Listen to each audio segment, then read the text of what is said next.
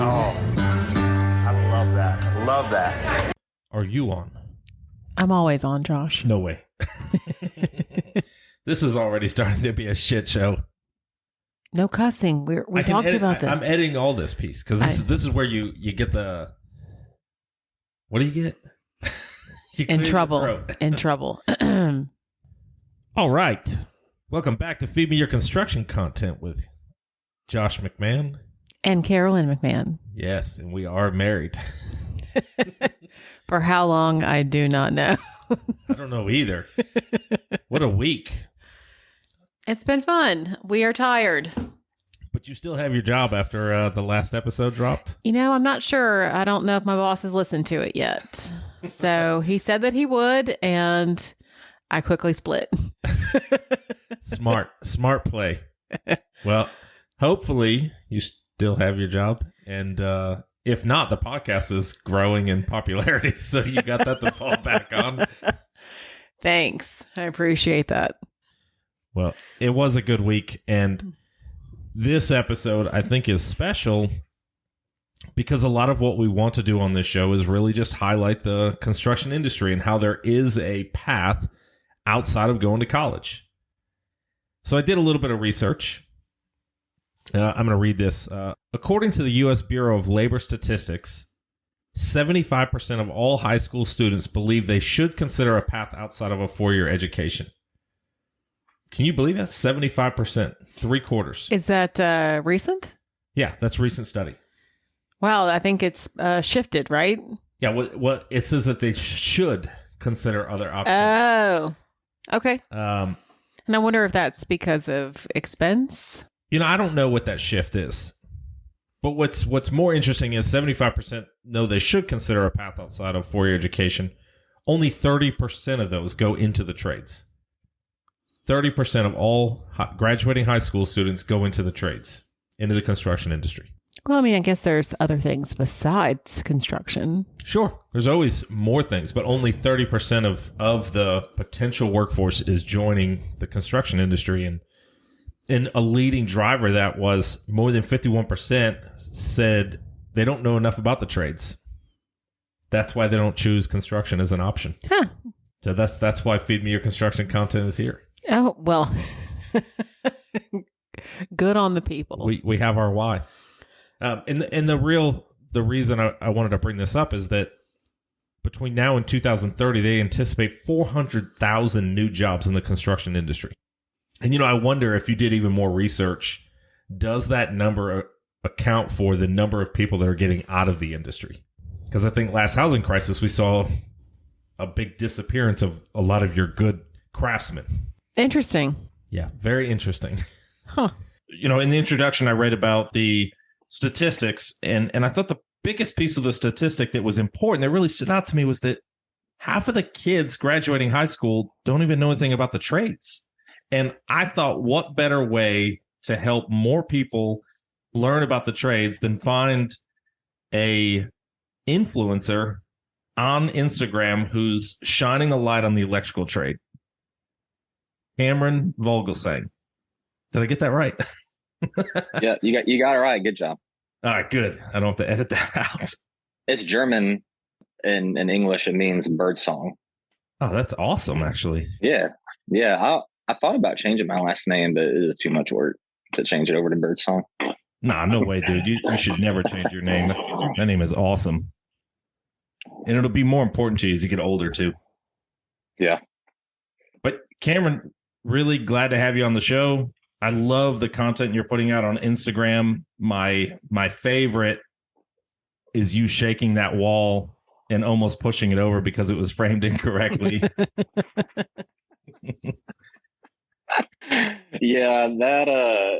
So that happened. I showed up to that house one day, and one of our helpers was like, dude, you see that wall up there?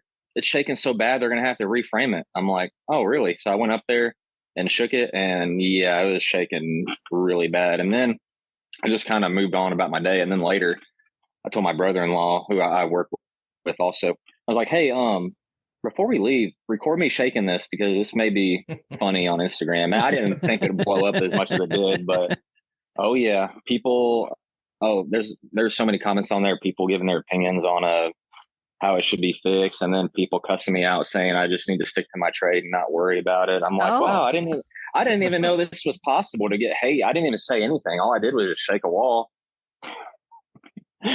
Man, you've pissed framers off. Yep. I guess they ended up reframing it. Right. Well, they ended up reframing it, so it was obviously wrong. It wasn't even close. That was terrible. We have some lovely parting gifts for you. Yeah. Thanks for playing. Yeah. So the cool thing about that post was that I assume it went viral. You probably got, I don't even know how many followers from the video. But what was really cool was that the builder, whether from your video or other means, realized that there was a mistake. They came in, they fixed the wall. And then you came back and recorded the fix, and you shared that the builder did the right thing. That's right. Yeah. So people are also mad at me that I didn't do the shake test on the recap video. So it's like, no matter what I do, people are going to be upset.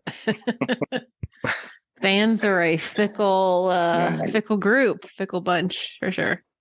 But so many people want to be a backseat driver for you, right? You're out there sharing content and bringing light to the electrical trade and what we're doing in the field, and then other people want to come in there and, rain on your parade, so to speak. Yeah. So that reel, it went viral. I think it has almost 6 million views. I think it's at 5.9. But shaking a wall.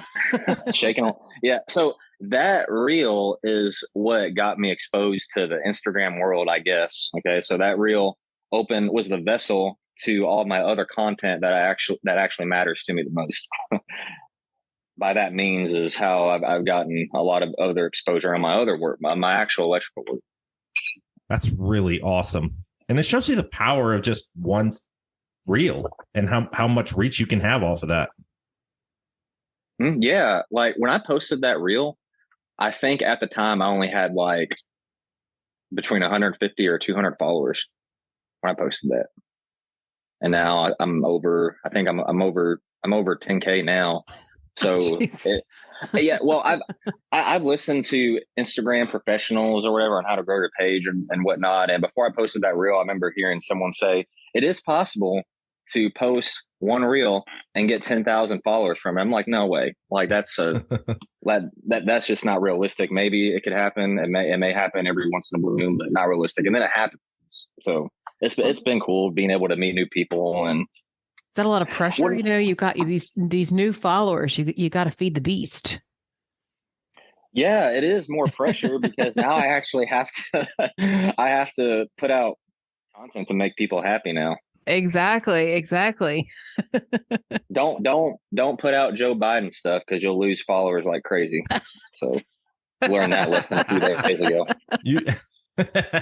Well, this is not a political podcast, so we're not talking any politics here. No, because we can't afford to lose any listeners. No, that may need to go too before you get the ripple effects of that. So that may need to be edited. Yeah. The 5 listeners. Mm-hmm. Cameron, how did you get started? You graduated high school. What was next for you? Sure. Yeah. So I'll try to make it a short summary. So I graduated high school. My parents, right before I graduated, had moved to Corpus Christi, Texas. So I finished my senior year, like the 2 or 3 months I had left, and stayed with a friend. I graduated, then I moved down there with them. I went to junior college. I went to Texas A&M, Corpus Christi for a year, and I wasn't liking that down there. And so I actually ended up moving back to Memphis, went to Bible college for 4 years, was a youth pastor for another like 3 or 4 years, and we wanted to move closer to my wife's family here over in the Memphis area. So we left there, and I had no idea what to do. I wasn't interested in ministry anymore. I wanted to do something different. And my brother-in-law, John, he worked and still does work for a local residential electric company. And he told me, hey, if you want to come on board over here, it's okay if you don't know anything. You can work for us. And so I was like, okay, I'll give it a try, and started. And Didn't know anything about electrical work. And I mean, zero. I didn't know a thing. I never grew up using tools. I never had any reason to. I played sports. That was pretty much it, but never really put hands on a power tool, just screwdrivers and hammers. That's it. And so it was all completely new to me. I didn't know anything at all. And I'll admit, I started out really low as far as pay, and rightfully so, because I didn't know anything. Right. But fast forward to 2 years later. So it's been almost exactly 2 years. I think next week is when I started. I'm leading a van with my brother-in-law. And now I have this Instagram page going with electrical work, and it's just only going uphill now. So when you say, 2 years in the business, when you started, pay wasn't great? Yeah, well, it's everywhere is different. Every company is going to be different. So this isn't a standard for everything. But yeah, I started out pretty low, and because it's just a small company, it's not a big company. There's only 4 of us, and I started out low, but I've gotten $8 worth of raises in less than 2 years an hour, and I get paid hourly. And so that's a lot, in my opinion, and just 2 years of not knowing anything when you're starting out. Wow. Well, so do you have, what is it, like an electrical apprenticeship, or are you a licensed electrician now? What do you do as far as the training aspect of what you do? Yeah, so you learn everything on the job while you're getting paid. In the residential side of things, we don't really use that terminology. That's more formal terminology for like industrial and commercial. They use those words, and it's more formal. With residential, you're just you work for an electrical contractor. He's the one that is licensed and can pull permits and stuff like that. Gotcha. So none of us guys who work for him are licensed. I mean, I could be. In the state of Tennessee, you need to have an LLE, which stands for Limited Licensed Electrician, and you take that exam. And if you pass the exam, you become a licensed electrician. And you can do work anywhere in the state of Tennessee, except for like a few counties. You have to have the big master's license. Yeah, but as far as like training goes, it's just been learning on the job as I go. Well, and did you find that because you were working for, you said, your brother-in-law, he provided like mentorship to you, someone who was, kind of willing to put in the work, right, to teach you something? Yeah. So when I got hired on, I was in the van with him. He's a lead guy, and I learned a lot from him. I learned a lot from another guy who's on staff too. He's been doing it for like 20 plus years in the residential world.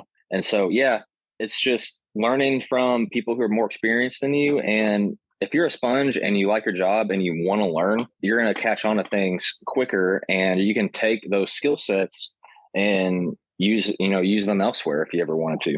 Sure. I agree. As far as, you come into a job and, you act like you already know it, right? Then people are not going to be very receptive to that. So I think that says a lot about your character, that you went in eyes wide open. Hey, man, I don't know anything, but I'm willing to learn. And I think that when you're vulnerable, folks will, I don't know, kind of like gravitate to you, and they want to help you. People aren't bad. Are you speaking from experience? Like you wish you had been more humble when you started this business? Just because I am surpassing you in everything. No, I think we talk about being vulnerable. And not that this is a competition or anything. No. Like the way you have to say that you're passing me and everything. Yes. Well, I got to get it in when I can. I do think that that's a powerful statement. Josh and I talk about admitting vulnerability, and so many people are afraid to do it. I'm not saying that you're vulnerable, Cameron, but you're 2 years. I don't know. I admire that, and good for you. It's awesome. And I love hearing, your passion for the trades. You came into the trades at a lower wage. In 2 years' time, you're making $8 more an hour. And I'll say that's not going to be the story or the path for everybody. Everybody has a different journey. And I would encourage everyone to embrace that there is an opportunity to make more money. And that's what you're telling people, is that you can make more money, especially if you're humble and you want to learn and you're hungry, which is what I hear in your voice. I'm speaking again from the residential side of things. You can make a lot more money going into commercial industrial. That's when you get into like the schooling and what Carolyn was saying about like being an apprentice or a journeyman, things like that. There's more. I'll just be honest. There's more money in those electrical fields, but there, there's pros and cons to everything. So in industrial and commercial, again, I haven't worked in those industries, but it's a bigger company. It's more formal. Yada yada yada. I like the more laid back setting, the more mom and pop type of work environment. And so am I going to make less because of that? Yeah, probably. But it's just whatever you want out of life and your job. Well, and you're prioritizing quality of life over money. Yeah. But some guys like commercial and industrial, so that's fine too. It's just whatever floats your boat. Well, and I agree with that too, because I've spent time in commercial and industrial. And while there are things that I like about it, for the most part, I like the laid back nature of residential. Yep. Laid back. I mean, I'm not laid back, but I enjoy that side of the business. I don't know what I'm trying to say, but I prefer residential. I'm a good old boy at heart. When you started your job with the electrical company, what do you wish you knew before you started? I wish I would have known about the trade world sooner. And this goes back kind of to the statistic you read off earlier. But when I was in high school, and I don't think this way anymore, obviously, but when I was in high school, I was an A/B student, and that was good enough to get into college and go down that route. And so if you had good grades, the last thing you wanted to do was go into a trade or the military. Those were frowned upon. Those were, in my mind, for like the bottom of the totem pole students who weren't smart enough to go to college. But that couldn't be further from the truth. I know a lot of people who they have great jobs, went to 4-year schools. Some of them got their masters and they have really good jobs. But what you don't hear about and what you don't see on the internet is all their debt they racked up. You see the nice vacations, you see the nice houses, which, that's fine and all, but you don't see the 100,000 that they racked up down, at Mississippi State or Ole Miss. I felt the same way as I was coming out of school. I mean, my best friend in high school, he went to the University of Florida and he earned his master's degree at Florida and then went into the computer side. I went into the trades, advanced very quickly in the trades. Similar to you in my first 2 years, I advanced very quickly. And I think I started at $7 an hour and I was at $15 an hour in 2 years. And this is in the late 90s. And I was looking around and I was seeing all of these guys 30 years my senior making the same money I was making. I said, man, there's no future here. I got to do something more. Mm-hmm. I joined the Navy. And then as I came out of the Navy with the GI Bill, I was able to go to school for free and get my 4-year education, get my bachelor's degree, and then move on and earn my master's degree from the great Louisiana State University. Oh, boy. I thought you might appreciate that. And we have a little debt for that. We have 7 years of college is what I ended up doing. And we have $10,000 of debt, 7 years of college. Yeah, left. Mm-hmm. So certainly we're in a better position, but you also earned that money from being in the military. No, I earned it from the military. And then I earned a scholarship when I was going for my master's. So all but $15,000 was paid for from my GI Bill, and then $15,000 from a scholarship. And even before going to college, we had all those nice things that people, that look down on the trades had, and we didn't have any debt. Yeah, I mean, most of the plumbers, electricians, things that own, people that own their own businesses in our business, they're not broke. No, they're doing extremely well. They're doing pretty well. Well, I mean, you said you went to, I don't want to say Bible college, but, you had a calling, right? Or something to do that. And I mean, I think that's interesting in itself. because you certainly don't go into, Bible studies to make money typically, right? Right. Typically not. Right. And if you do make a lot of money, then it's probably frowned upon. Yeah, no kidding. You're like, wait a That's a whole second. other issue. Yeah. Yeah. It's funny because my cousin's husband did the same thing. He went to divinity school at Duke. And boy, racked up the tuition there, but was a very, like you said, junior pastor at two small town churches. And, things changed for him, and he left the church and went back to banking. Just lifestyle change and things like that. But yeah, he's got lots of debt to boot. Right. Yeah, and me in a prior conversation with me and Josh, we talked about how, at least for me, the timing has worked out good, because I can tell you back when I was 18, if you tried to convince me to go into the electrical trade, I wouldn't have listened. I would have just turned a deaf ear to that. And so there's a maturity aspect to it for sure. And I think that's helped me pick up the trade faster. I think I started, it was 2 years ago. I was 28 because I'm 30 now. Yeah. So I was 28 when I started. I probably wouldn't have learned it as quick when I was 17 or 18. It's a great point. So everybody's different. 17 or 18, it probably would have taken you 7 years to make that same $8 an hour. Whereas now you have different life experiences that, give you that motivation to keep going. You understand what your why is now.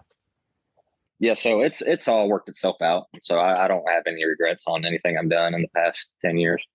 That's good, man.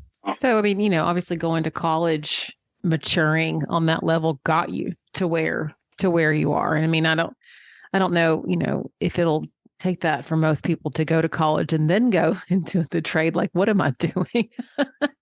Unless you're going to be a doctor or something. I think that there's still value in college. And I think you nailed it. Like doctors and lawyers and professionals of that nature need to go to college. And if you're on that path, and engineers, then go to college. We encouraged our son to go to college. He was on the engineering path. I wanted him to go to Virginia Tech just because it's a great engineer school. And he decided college wasn't for him. He wanted to go into the military. And he wanted to go the nuclear program. And once he made his mind up, we fully supported his decision.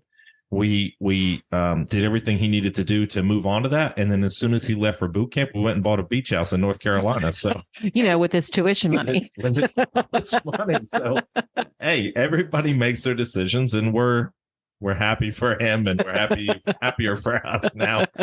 I was going to say, luckily, I didn't rack up that much debt.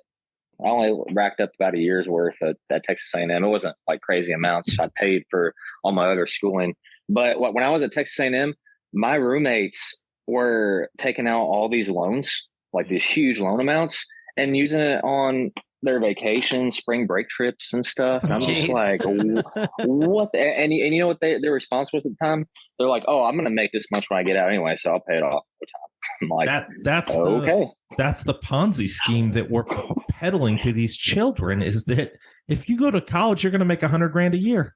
I interviewed a guy today with no construction management experience as far as building homes or doing that side. And I said, I'm just curious, what are you looking for salary wise? And he said 80 to 90,000. You need about 10 more years of experience before we can even discuss that type of salary range for this job. But that's what people are coming out asking for. They're coming out swinging in the construction business. And what's funny is there'll be some idiot to pay him them. But it's not a long-term play. And that's where I think people are getting it wrong. I think Cameron's getting it right, where he really learned from a mentor, understood how to do it. The quality work he's putting out is brilliant. So in X years, when he decides to, and I'm speculating, your career path, because nobody knows what we're going to do. But in 5 years, if you go and you start a multi-million-dollar electrical company, you'll be ready for those things because of the investment you're making today. Sure. And people just need to be patient, and it'll pan out. Are you patient, Josh? No, I'm not patient. So don't. You do what I say, not what I do. That's the rule. This is why our marriage works, right? She keeps me grounded.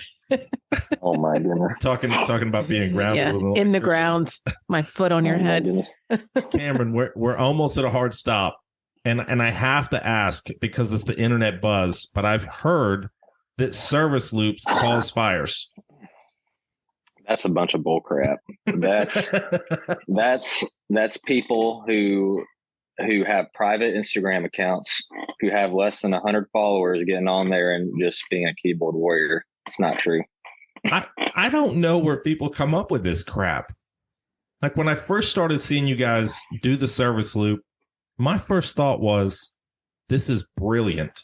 Because when you think about the service side, which we move boxes at the end of the job and we're moving things around. And you know what sucks is not having enough wire to do what we need to do and then figuring out where you're going to put the junction box. Oh, nope, we're going to run a home run back to the box. I'm going to cut 4 more holes in your walls.